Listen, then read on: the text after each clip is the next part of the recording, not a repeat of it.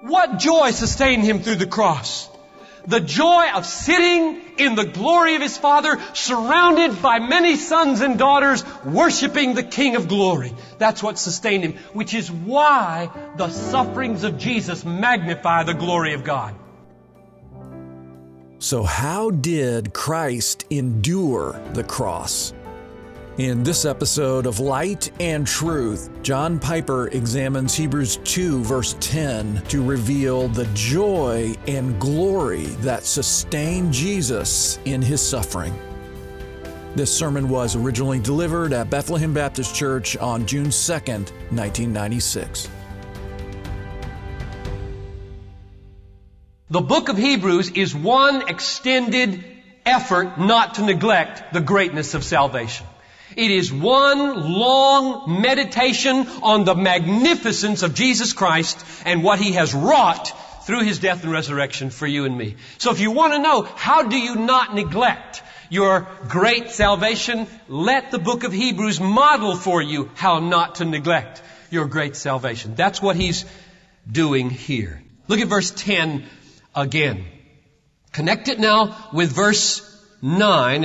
At the end of verse 9, he says that Christ tasted death for us. And now comes an explanation or a reason in this weighty verse. For it was fitting. I'm going to come back to that word. That's a surprising word. That God acts in fit ways. You say, that's odd. I mean, God's God, right? He acts, and what He acts is fit. So what's this declaring that God is acting in a fitting way? For it was fitting for Him, for God, for whom are all things, and through whom are all things, in bringing many sons to glory. That's our great salvation. In bringing many sons to glory, it was fitting to perfect the author of their salvation, that's Jesus, through sufferings. I think it's amazing that this writer should say, God acted in a fitting way. Or it is fitting that He acted the way He acted. Because to me, I'm prone to simply say, look, you don't probe into whether what God has done is fitting. God did it. That's God. You don't ask that question. Is it fitting that God did it that way? But this writer evidently thinks it's okay to ask that question. Is this a fitting way to do salvation? And you know why he does that? Because it's one way of not neglecting your great salvation. It's one way of saying, is it really great, God? Is it really great the way you did it? Show me that the way you did it is really great. Show me that the way you did it is especially in ways that my human brain may not even jump to, fitting for you to do it that way. I think that's what's going on here.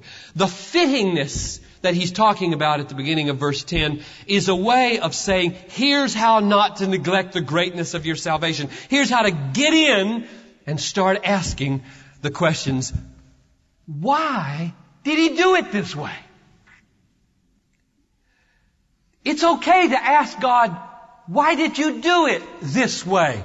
Why the death of Jesus? Why is it fitting that the author of salvation, as He leads many sons to glory, why is it fitting that He be perfected? And what does that mean? Through sufferings. This writer is bold to ask God that question. Why is that fitting? And we are asking it right now. And I'm going to use the rest of my time to give you 3 reasons why it is fitting for Jesus to lead to glory, you and me, through being perfected by sufferings. Why is that fitting? Number 1. Now, let me preface this, that these are not the only 3 reasons why it's fitting. Elsewhere in the book of Hebrews, you could pile up several more reasons why it's fitting. So don't, when we're done with these three, say, oh, he didn't mention the most obvious one, because I'm not going to mention the most obvious one. You can decide what the most obvious one is. I'm going to mention the ones that are in this text. Okay? Because we got lots more to do in Hebrews, and we don't have to say everything at once. All right. Number one, here's the reason why, first reason why it is fitting that the Son of God be perfected through sufferings in bringing many sons to glory. To answer the question, we need to ask, what does it mean he was perfected? That's a troubling word, right? Perfected, you mean he was imperfect, and then he got perfected through sufferings. So we got an imperfect Son of God, Jesus, and he gets perfected through sufferings. Is that the way to understand perfected? The main problem with that is the book of Hebrews, more than any other book in the New Testament, insists on the sinlessness of Jesus from the word go. Chapter 4, verse 16, he was tempted like we are, yet without sin.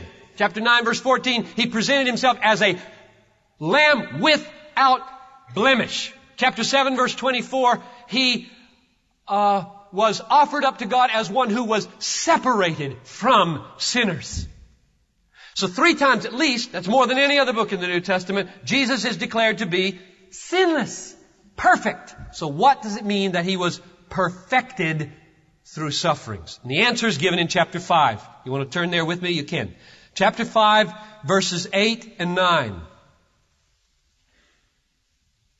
I love the way the Bible interprets the Bible. The Bible is the answer to the Bible. If you have problems in one part of the Bible, hang on. The Lord will give you light in other parts of the Bible. Let's read verses 8 and 9 of Hebrews 5. Although he was a son, he learned obedience from the things which he suffered. And now that's interpreted for us. And having been made perfect, so learning obedience and being made perfect are mutually interpreting. Having been made perfect, he became to all those who obey him the source of eternal salvation. So my interpretation of becoming perfect means, or is, learning obedience through what he suffered. Now that does not mean he was disobedient and then he got spanked by suffering and turned into an obedient son. What it means is this: Jesus Christ came into the world as a human being untested through suffering. He'd never known a moment of suffering in all eternity. Would he obey under sufferings? Would he hold true? Would he be a man of faith? Would he rest in his Father? Would he be perfected in the sense that he proves through suffering he is whole, he is complete? It isn't that he was defective and became perfect, but that he was untested and became perfect. That's the key here. And it is so important. And the reason it's important is because seeing this answers the question of why it was fitting for him to suffer. And here's the reason. In leading many sons to glory, the captain and the forerunner needed to experience what we experience and succeed where we failed. We came into the world, were tested and failed over and over. We just sang it. What did one of those verses say? Tested, tried, and often failing. And when I sang that this morning, I just smiled real big and I said, never Jesus. Never Jesus. Tested, tried, and never failing. Tested, tried, and never failing. So he's our forerunner in the sense that he came in, he took our nature upon him, everything minus sin, tempted in every point like as we are, and yet resisting right up to the end, breaking through sinlessly through death into glory.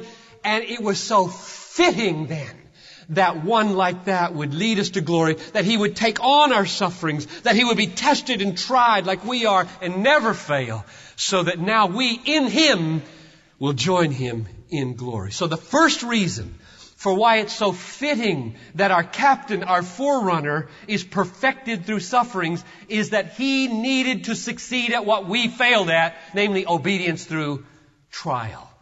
And he did by faith in his heavenly Father. Here's reason number 2. It is fitting for Jesus to be perfected through suffering and lead many sons to glory because, this is a little bit difficult, hang on, see if you can get this. It is unspeakably, marvelously the will of God, the creator of all things, it is the will of God to have a family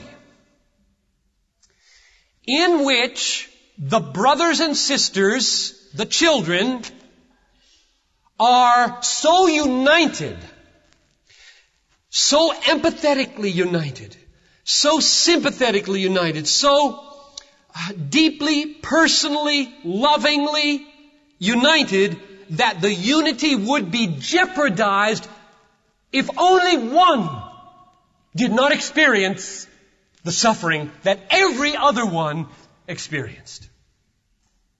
In other words, a second reason for why it's fitting for Jesus to be perfected through sufferings is because he wants to be a good older brother.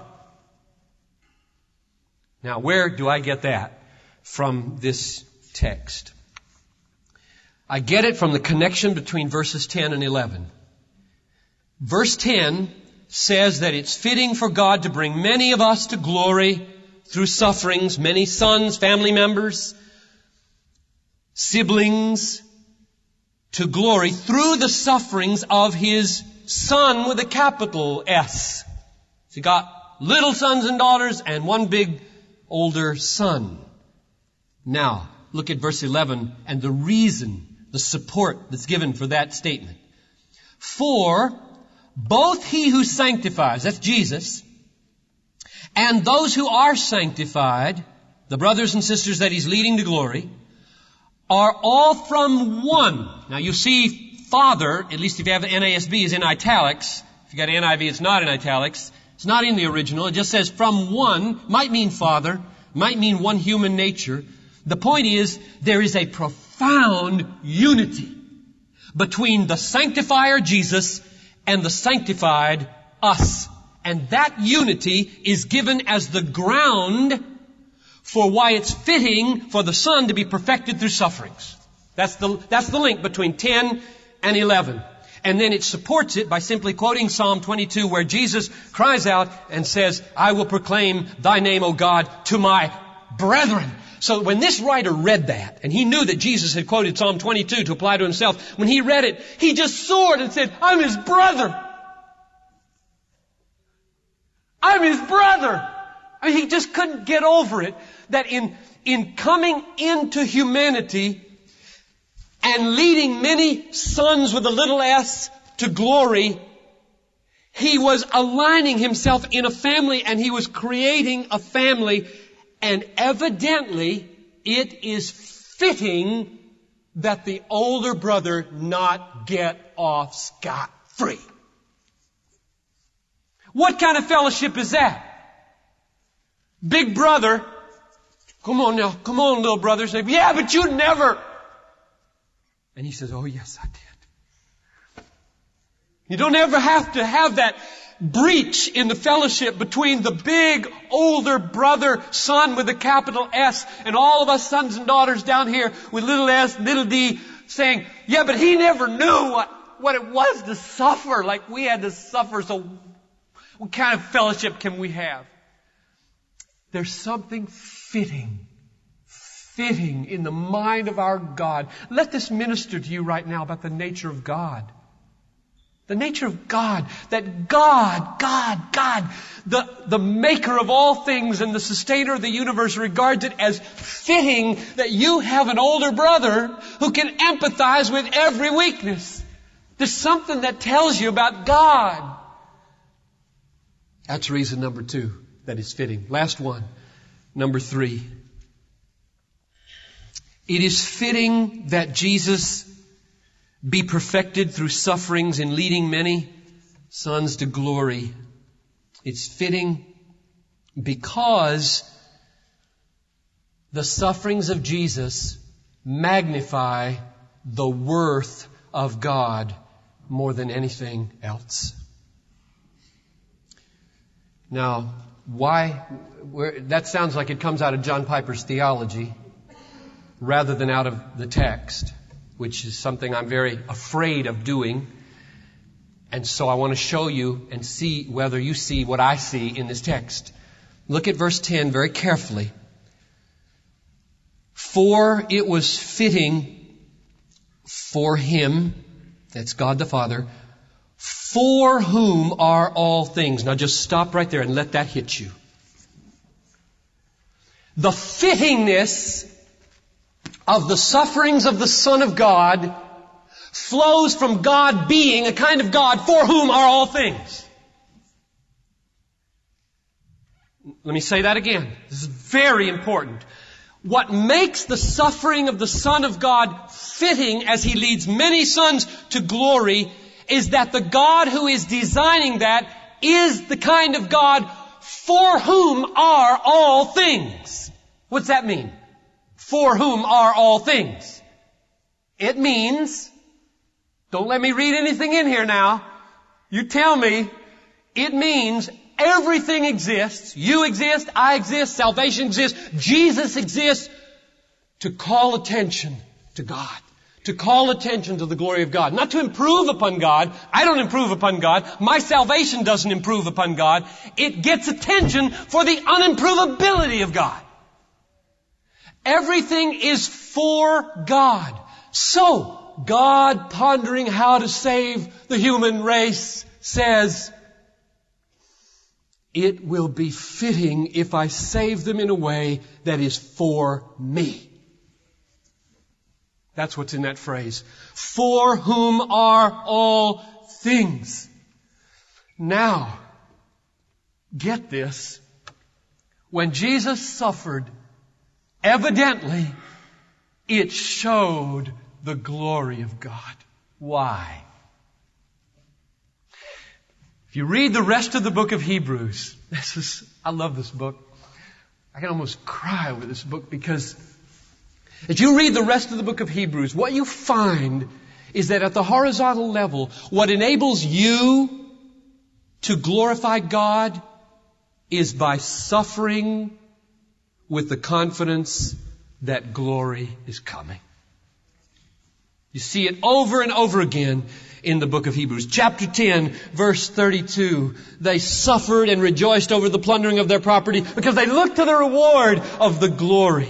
Chapter 11, verse 24. Moses suffered and took upon himself the sin of the people and suffered because he looked to the reward of the glory. Chapter 13, verses 5 and 6. Don't be in love with money. Be radically risk-taking because God has said, I will never leave you nor forsake you. My glory will be your portion. Chapter 13, verses 12 and 13. The one who sanctifies you went outside the city to suffer for you. Let us go with Him outside the city because we look for a city whose builder and maker is God beyond this world. What sustains Christians in glorifying God in the book of Hebrews is the hope of glory.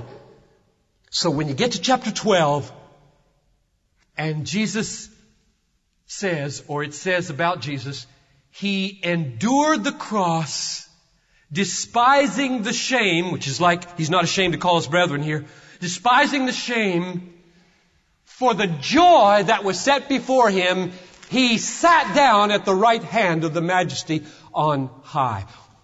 The joy of what? What joy sustained Him through the cross? The joy of sitting in the glory of His Father, surrounded by many sons and daughters, worshiping the King of glory. That's what sustained Him, which is why the sufferings of Jesus magnify the glory of God.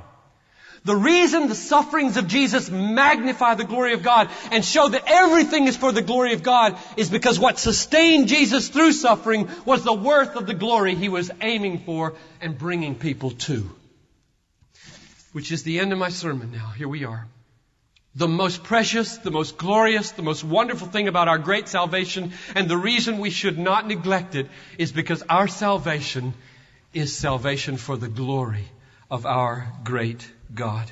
From beginning to end is God in this great salvation. So I plead with you, as I will plead with you as long as we're in the book of Hebrews, don't neglect this great salvation. If you're an unbeliever in this room right now, would you please not neglect this great salvation? The reason you're here this morning is because God is moving in your life to get you to hear His invitation to you to believe this. That's why you're here. To rest in this.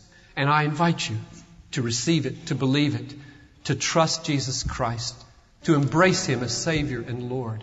And believer, don't neglect this great salvation. Be vigilant. Take what you've seen. Let Hebrews model for you how to meditate upon the glory of your great salvation. This is Light and Truth, God-centered preaching to help you see Christ clearly and treasure Him truly. I'm your host, Dan Kruver. Thank you for listening. On our next episode, John Piper continues our 12-part series, God Has Spoken, with the sermon titled, Freed from Unforgiven Sin. I hope you'll join us. For more resources, visit desiringgod.org.